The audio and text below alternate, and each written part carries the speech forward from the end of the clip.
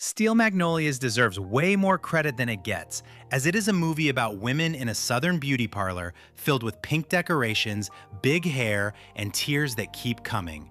Behind every single scene of this 1989 film is a real story, so heartbreaking and deeply human that knowing it completely changes how you see the whole thing.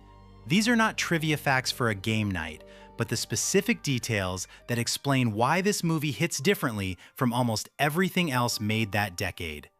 There are 12 facts that matter, and every single one adds a layer of depth. If you felt like something underneath the story was almost too real to be fiction, your instinct was entirely accurate. The first fact is that this movie is based on a true story, and not just loosely.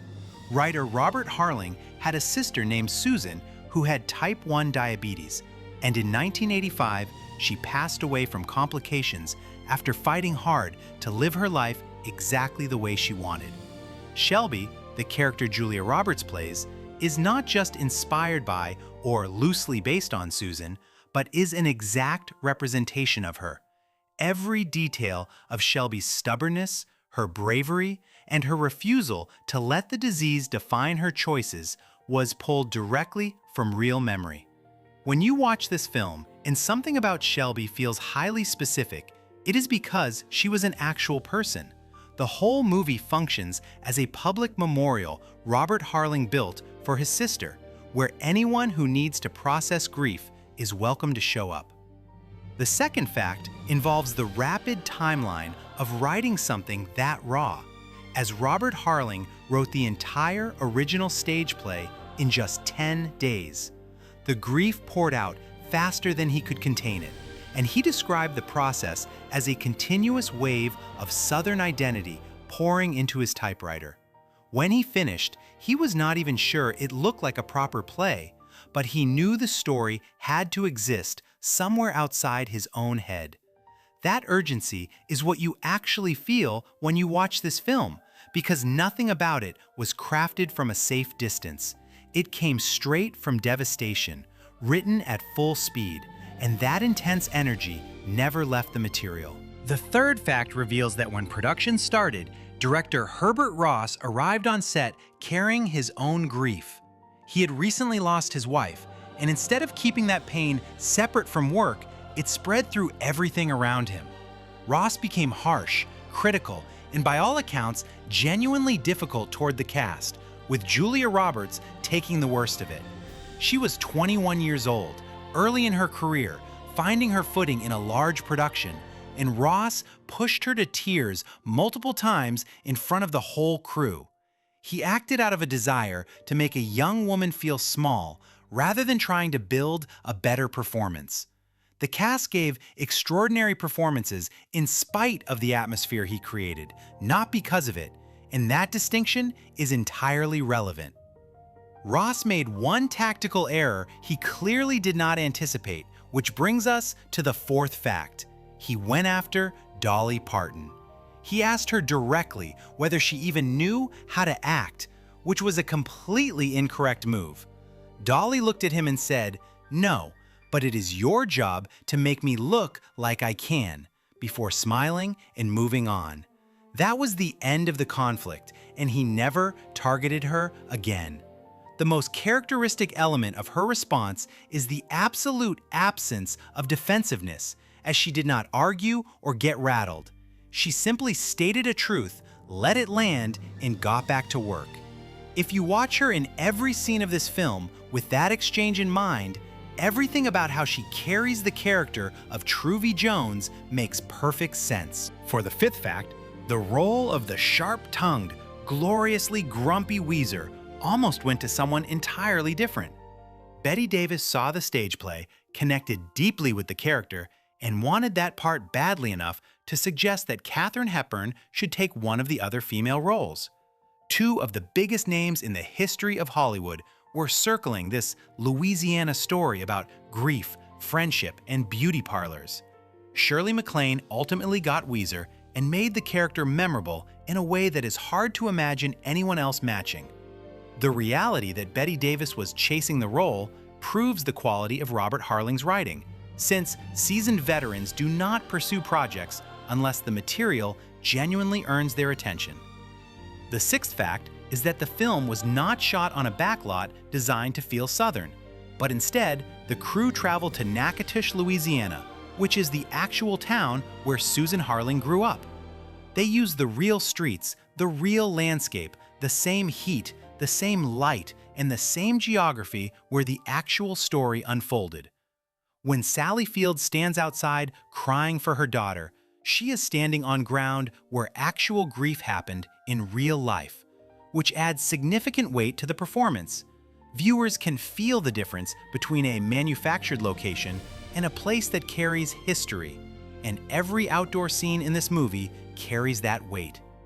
Natchitoches functions as a witness rather than just a simple backdrop. The seventh fact involves the armadillo cake, which consistently surprises people. That gray, deeply strange, vaguely unsettling armadillo-shaped groom's cake at the wedding makes every character visibly uncomfortable and every audience member laugh. Most people watching it assume it is a Hollywood invention or some quirky bit of Southern color a writer added to get a reaction, but that assumption is incorrect. The real Susan had an actual armadillo groom's cake at her real-life wedding, so Robert Harling did not invent that detail, he merely remembered it. The scene audiences have been quoting and laughing about since 1989 is pure, exact, preserved memory placed directly on screen. The cake was real, the laughter around it was real, and that authenticity adds an extra layer of charm to the moment. The eighth fact is a detail the movie version quietly alters, as the original stage production of Steel Magnolias featured absolutely zero male characters. The story never left the beauty parlor, no man ever walked through the door, and the female friendship was the complete world of the play. When the story moved to film, production added husbands, opened the world beyond the salon, and gave the women more space to move through, which were practical choices for a cinematic adaptation. Robert Harling's original vision was built entirely around what women say to each other when they are alone without anyone else listening. That intimacy and specific, unguarded honesty is where the play gets its power, and while the film captures it in pieces, the stage version never broke the circle. Moving to the ninth fact, the hospital scenes in this film are hard to watch, with Shelby fading, the machines, and the family standing around waiting for an outcome no one wants to accept.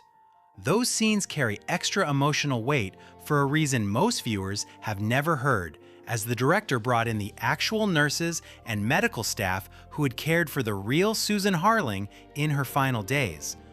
Real people were in those hospital rooms playing versions of themselves, meaning the cast was not performing grief across from hired background performers.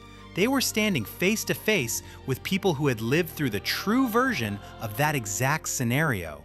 That context explains why those performances are so devastating and feel uniquely specific, because everyone in the room fully understood the gravity of the situation.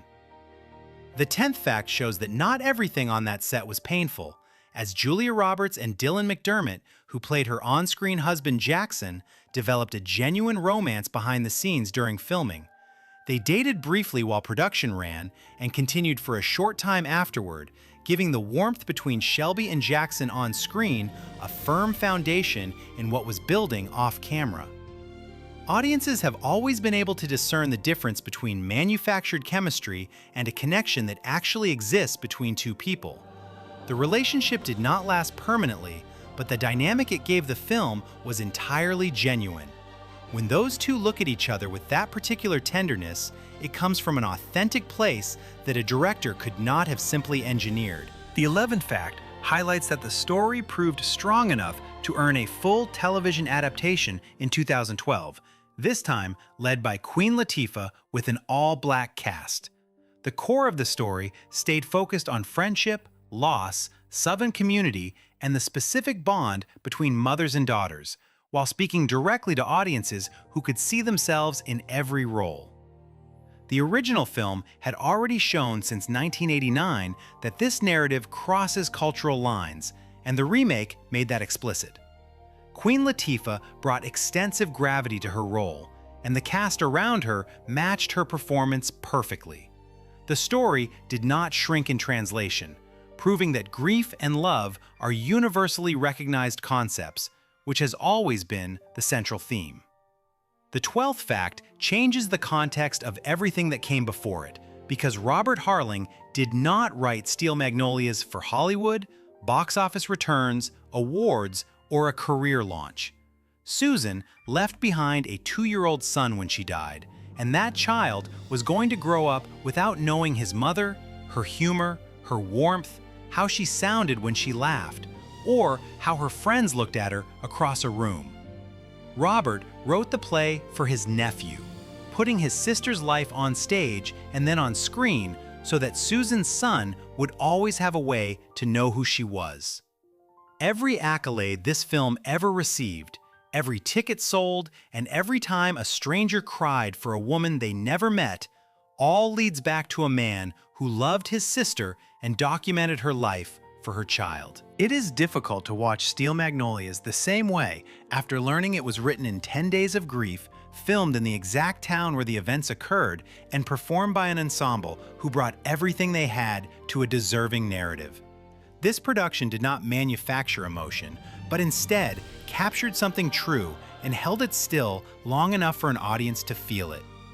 That serves as the complete history behind the film.